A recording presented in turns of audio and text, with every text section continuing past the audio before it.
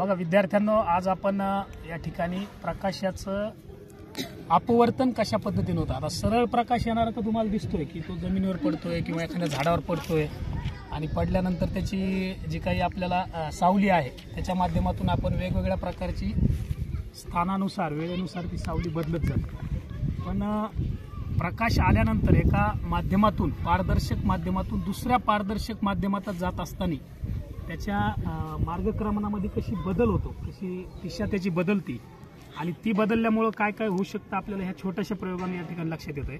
एक पाण्याने भरलेला ग्लास आपण या ठिकाणी घेतलेला आहे आणि दुसरी गोष्ट आपल्याला एक पेन्सिल जी आपल्याकडे असते ती पेन्सिल घेतलेली।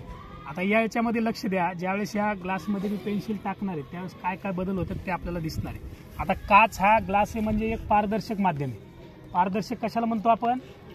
त्याच्यातून आपल्याला प्रतिमा पलकडी दिसते, बरोबर आहे। तर ग्लासमधून पाहिलं तर मला पलकडी वस्तू दिसणार आहे, पाण्यामधून ज्यावेळेस मी पाहतो तरी मला पलकडी वस्तू दिसते, म्हणजे दोन्ही माध्यम कसे ते पारदर्शक आहे। मग जेव्हा प्रकाश या ठिकाणी एका पारदर्शक माध्यमातून दुसऱ्या पारदर्शक माध्यमात जर जात असेल तर काय होतं हे आपल्याला या प्रयोगाद्वारे या छोट्याशा प्रयोगाने आपल्याला लक्षात येणार आहे की आता मी ही पेन्सिल सरळ पेन्सिल आहे, आता या ग्लासमध्ये बुडवतोय। तुम्ही लक्ष द्यायचं की कशा पद्धतीने आता काय होतंय आणि तुम्ही सांगायचंय मला आता काय दिसायलंय तुम्हाला।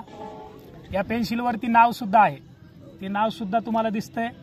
आता जेव्हा पेन्सिल मी बुडवली नव्हती तेव्हा नाव बघा आणि आता बुडवल्यावर बघा काय फरक वाटलाय? जाड। आणि जिथं ग्लासची पातळी पाण्याची संपते तिथं काय दिसतंय बघा तुम्हाला?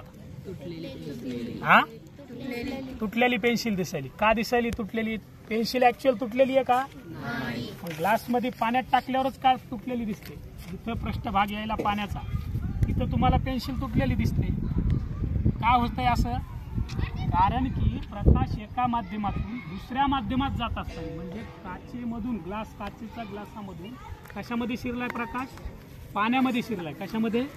त्यावेळेस त्याची मार्गक्रमणाची जी काही दिशा आहे ती दिशा या ठिकाणी बदलत असते आणि जी काही वस्तू तुम्हाला पेन्सिल आहे ती तुटल्यासारखी दिसणार आहे, जाड दिसणार आहे, त्याच्यानंतर वाकडी झाल्यासारखी दिसणार आहे। हे दिसण्याचं कारण आहे तुम्हाला, कारण या ठिकाणी आता प्रकाशाचं काय व्हायलंय? अपवर्तन व्हायलंय। काय व्हायलंय? अपवर्तन। कारण त्याची दिशा बदलली एका पारदर्शक माध्यमातून दुसऱ्या पारदर्शक माध्यमात जात असताना, म्हणून तुम्हाला पेन्सिल तुटलेली वाटणार, त्यानंतर जाड झालेली दिसणार आहे। याच्यावरती जे नाव आहेत ते सुद्धा तुम्हाला इकडे काय दिसणार आहेत? आता जाड दिसणार आहेत। म्हणजेच या ठिकाणी आपल्याला प्रकाशाचं अपवर्तन कशा पद्धतीने होऊ शकतं तुम्ही जवळ घेऊन बी बघितलं तरी तुमच्या लक्षात येईल।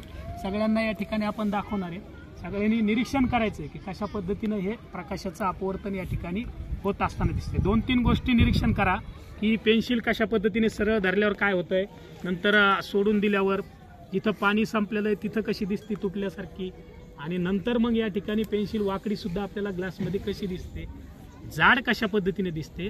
याच्या मागचं सर्वात महत्त्वाचं कारण